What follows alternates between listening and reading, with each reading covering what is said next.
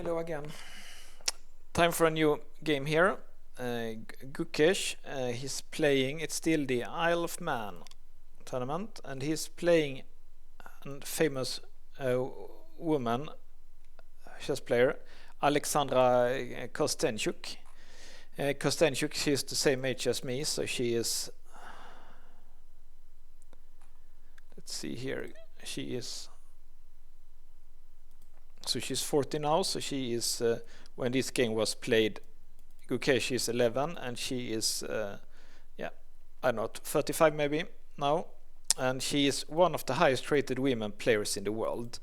And it's strange because she actually I don't think she ever became Women World Championship, but she definitely had good chances, because you can see at 25-21 is a very good rating for a woman. It would make her maybe the highest rated woman, except for the two inactive women, Judith Polgar and Hu Jifan, who are of course the best two women. But after that she might be rated third here, but she never got I don't think she ever got women Grandmaster. It's Yu Wen Yun now, and before that it was someone else, but I don't think Alexandra was it. And she got also famous quite early in chess also, because like I saw her already like in youth tournament, of course, like 25 years ago, and she was famous also because not only best women player from Russia, but also she's quite beautiful. And of course now when in this new like YouTube, Twitch era with all the influencers, so there is like both the sisters and Ketty and that she from Canada, I forgot, this Chinese looking women from Canada is also very beautiful. So lots of beautiful women have started to play chess, and of course with this a Netflix series, Queen's Gambit and so on. But she was actually, I think she was the first like, if you can call it, first influencer, like, because like 95% of every chess player is a man, of course. So when there is a good-looking women playing, they get kind of famous. And I think she has a popular Twitch channel in Russian, and she is just a very popular chess player in general. And she's first like maybe one of the first chess influencers. So it's fun for Gukesh to play like her, because she's just a lot more famous than just your random 25 Grandmaster. Like, okay, so she's playing white, and Gukesh again is playing the Carlsen defense here, and she's playing exactly like Firuzha did. It's the recommended. This is the recommended. I think it was Nigel Short who started to play like this. So this is like the main, maybe one of the main lines against the Carlsen to just play like this. So let's see. This is the game. No, it was Firuzha Gukesh. So let's see what happens here when. So here Gukesh plays d5 now, and against Firuzha he played knight e7 here. So he's switching it up. So let's see how that goes. So he takes. There's lots of different moves here, of course. I'm not going to go into the theory because I just don't know the theory that well, basically. So, but the point here is that, as I understand it, this too early c5 can be dangerous for black, because often, like, white is a little bit ahead in development. These pieces have not developed and black hasn't castled. So there is a big risk, especially when black plays like this and white take with a knight, that white then can open the position with c4, and the position can get opened before black is ready, basically. So that's why it looks. Let's say, for example, if white will play like this, this is like a French line. where not so much can happen. So something like this would probably be fine for black, but it's more dangerous for white now, because white has options, maybe take here, maybe c4, maybe f4, f5, sometimes maybe a knight here. So this is just a little, black has to be a bit careful here basically. So let's see what happens. As you can see, the computer already thinks that c4 is interesting here, but she plays slowly, which I'm sure is also theory. Because I think she also married like a strong grandmaster, so they are just having lots of opening analysis. I think I'm probably at their like dinner table. I would guess that. So I think she probably knows a lot of theory. So I don't know the theory here, so I'm just not gonna comment just generally like the plans here. It's a little bit interesting that he goes here and takes. That looks to me that looks a little bit wrong. Maybe bishop here is fine, but why? But yeah, the computer likes it actually. Computer thinks it's fine, but to me it looks like this bishop is quite strong, so it was no hurry to trade it basically. But she did. Here, of course, alternative maybe here and try to attack this pawn. Sometimes, because of the lack of development, that white might be able to sack that pawn. Like you see here, computer thinks that he can. Computer thinks that yeah, white maybe can sack that pawn for some play. So, but he decided to go here, and white cannot allow to take here because that would just be two bad pawns here, with black coming here and here. So has to move the bishop. Computer likes this a bit more, bishop f4, to overprotect this pawn here.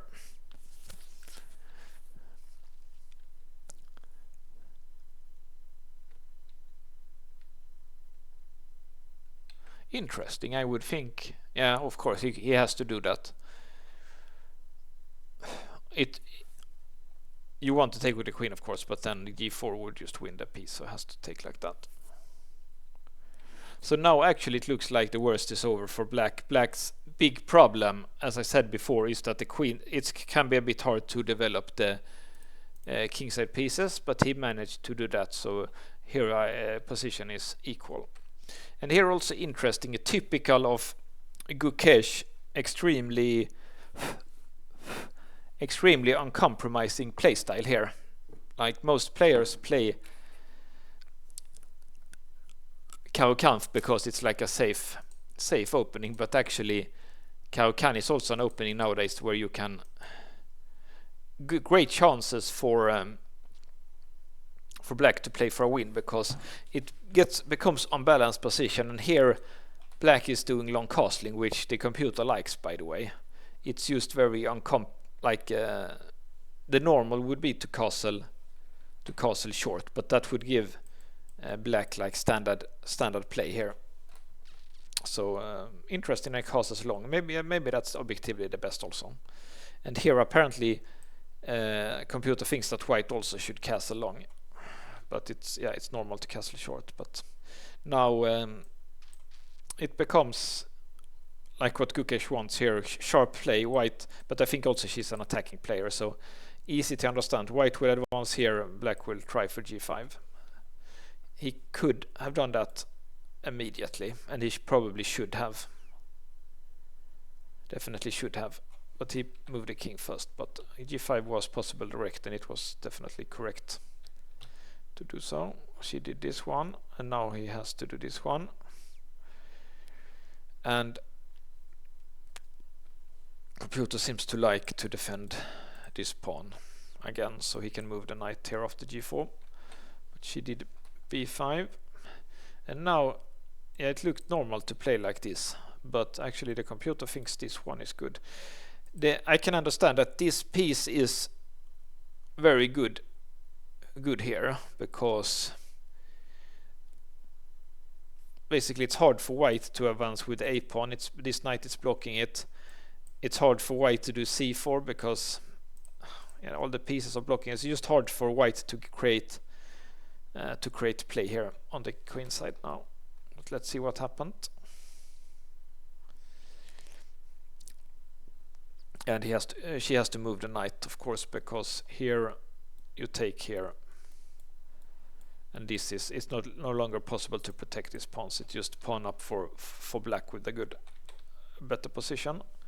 So has to take here, because now if he takes on e5 here, then white has some counterplay. For example, it actually doesn't even work tactically, I see now, because of this. They probably saw that, and then white is winning here. So I'm pretty sure that they both saw that. But again, this was correct here to block. It's just a nice place for the knight here on the rim, blocking a4, a5, and also preventing c4. So just a nice place here. But he took instead, which was bad, because now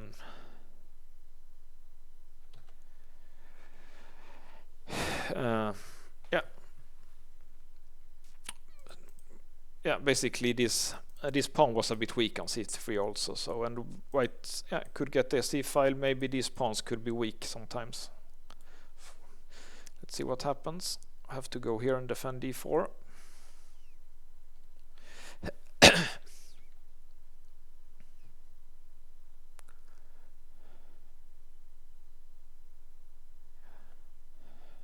I guess there is a potential here that this pawn gets weak, so that's why he is sacrificing that pawn at once. For some reason, white doesn't take it. It looks good to take it and try to go here. He obviously has planned this move, but the computer likes this exchange sacrifice a lot. You can't take with the bishop because of that. Let's look at that exchange sacrifice. Maybe something here.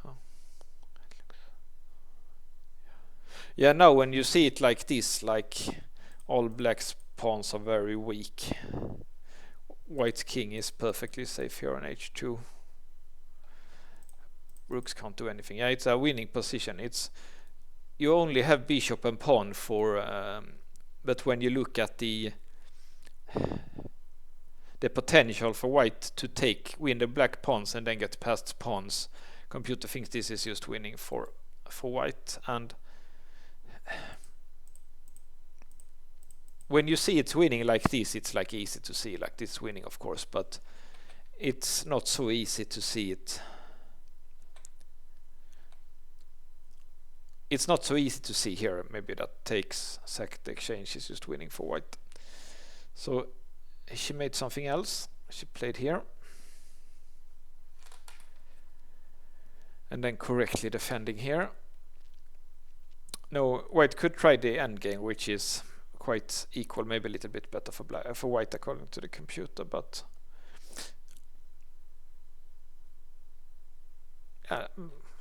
this queen is probably a bit better, so rook d3 also looks fine to me.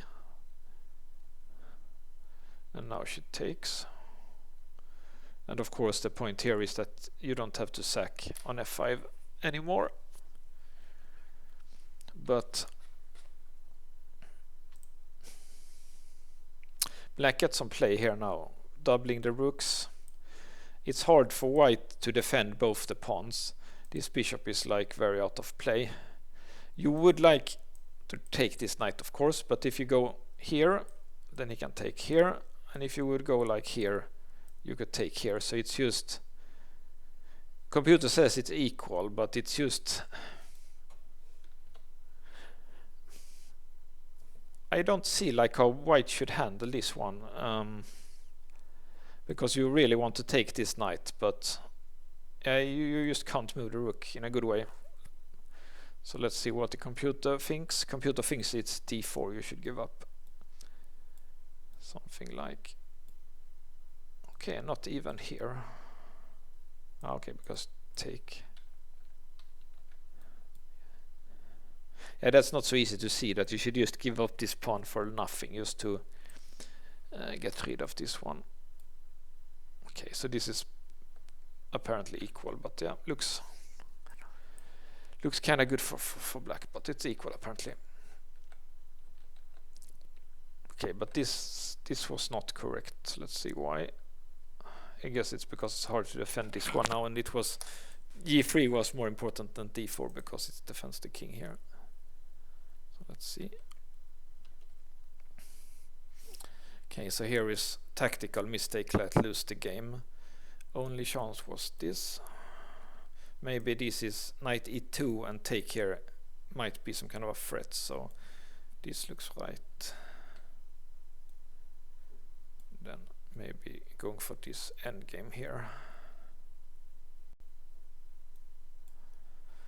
It's apparently a little better for black, but yeah, some chances for white for a draw here, definitely.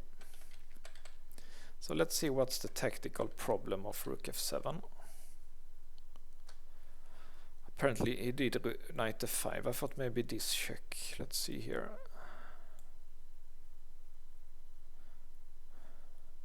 Okay, and maybe knight here. Also this looked quite interesting.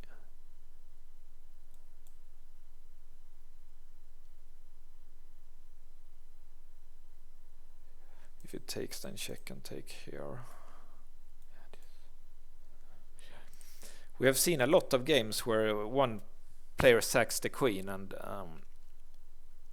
or lose the queen, and every time what we have looked here, it feels like the queen is always better than the two rooks, and same here, white can't defend, but it has to do with the white king. If you play with the rooks, if you play against a queen, you definitely need safe king. If you don't, then the queen is just way too strong. Okay, so there is many ways to win here. Apparently here is also winning. If you take, okay, yeah, it's this. We saw this tactic in the other line also. Okay, but he did this one, which also should be winning apparently. Yeah, it's the same. It's just impossible to defend that sack. So he took, check,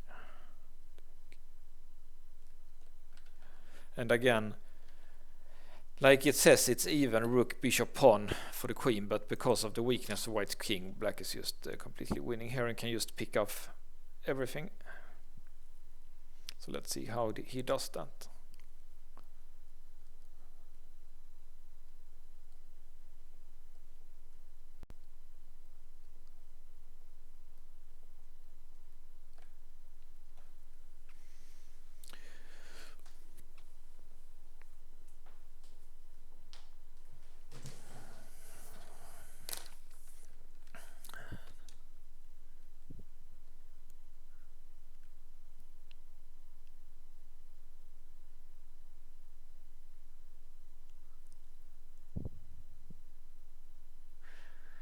Yeah, it's just winning. The queen is way too strong here. Queen and passed pawn is like impossible to stop for white. And you can see queen just picked up everything here. Very nice win for Gukesh. Like when you're like 11 and beating like maybe the highest rated active women player in the world, then you're pretty talented. Let's just call it like that. Very talented. A very good game by him. Okay, see you next.